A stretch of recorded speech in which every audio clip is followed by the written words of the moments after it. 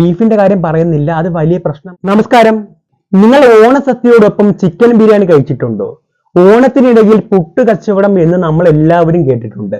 എന്നാൽ ഓണത്തിനിടയിൽ ബിരിയാണി കച്ചവടം എന്ന് നിങ്ങൾ കേട്ടിട്ടുണ്ടോ? കഴിഞ്ഞ വർഷത്തെ എന്റെ ഓണം മലബാറിലായിരുന്നു. അവിടെ എന്റെ സുഹൃത്തിന്റെ ഒരു ഫാമിലി ഉണ്ടായിരുന്നു. ഒരു പഴയ ട്രഡീഷണൽ ആയിട്ടുള്ള ഒരു തറവാട്, ധാരാളം അംഗങ്ങൾ, അച്ഛൻ, അമ്മ, മുത്തശ്ശി, മുത്തശ്ശൻ, ചെറുകുട്ടികൾ, അങ്ങനെ ധാരാളം അംഗങ്ങളുള്ള വീട്. ഉച്ച കഴിഞ്ഞ് 1 മണിക്ക് ശേഷമായിരുന്നു ഞാനും അവനും ആ തറവാട്ടിലേക്ക് എത്തിയത്.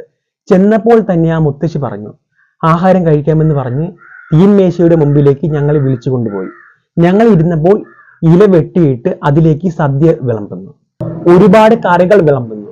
ആ ധാരാളം വെജിറ്റേറിയൻ കറികളുടെ കൂട്ടത്തിൽ ചിക്കൻ കറിയും ചിക്കൻ വറുത്തതും ചിക്കൻ ബിരിയാണിയും ഒക്കെ ഉണ്ടായിരുന്നു. വളരെ ജിജ്ഞാസയോടെ ഞാൻ അവരോട് ചോദിച്ചു, എന്തുകൊണ്ടാണ് നിങ്ങൾ ചിക്കൻ ബിരിയാണിയും ചിക്കൻ കറിയും ഒക്കെ വെജിറ്റേറിയൻ ആയിട്ടുള്ള ഈ ഒരു സദ്യയുടെ കൂടെ വിളമ്പുന്നത്? അവർ പറഞ്ഞു, ഞങ്ങളുടെ നാട്ടിൽ ഇങ്ങനെയാണ്, സദ്യയോടൊപ്പം പലതരത്തിലുള്ള നോൺ വെജ് വിഭവങ്ങളും വിളമ്പും, അതിൽ ചിക്കനും ബീഫും ഒക്കെ ഉണ്ടാവും. ഞാൻ ബീഫിന്റെ കാര്യം പറയുന്നില്ല, അത് വലിയ പ്രശ്നമാകും എന്നുള്ളത് കൊണ്ട് തന്നെയാണ്. അപ്പോൾ എല്ലാ തരത്തിലുള്ള മാംസാഹാരങ്ങളും അവിടെ ഉണ്ടായിരുന്നു. സദ്യയോടൊപ്പം ഞങ്ങൾ എല്ലാവരും ആസ്വദിച്ച് തന്നെ ആ ഒരു മാംസാഹാരങ്ങൾ കഴിച്ചു. അങ്ങനെ തിരുവോണം കഴിഞ്ഞു. അങ്ങനെ 2 ദിവസത്തിന് ശേഷം മലബാറിൽ നിന്നും ഞാൻ എൻ്റെ വീട്ടിലേക്ക് യാത്രയായി.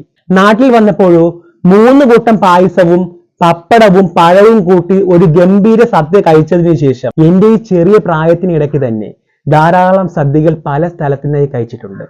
പക്ഷേ മലബാറിൽ നിന്നും കഴിച്ച ആ ഒരു നോൺ വെജ് സദ്യയുടെ കൂട്ടത്തിൽ നമ്മുടെ നാട്ടിലെ ഈ ഒരു സദ്യ ഒന്നുമല്ലായിരുന്നു.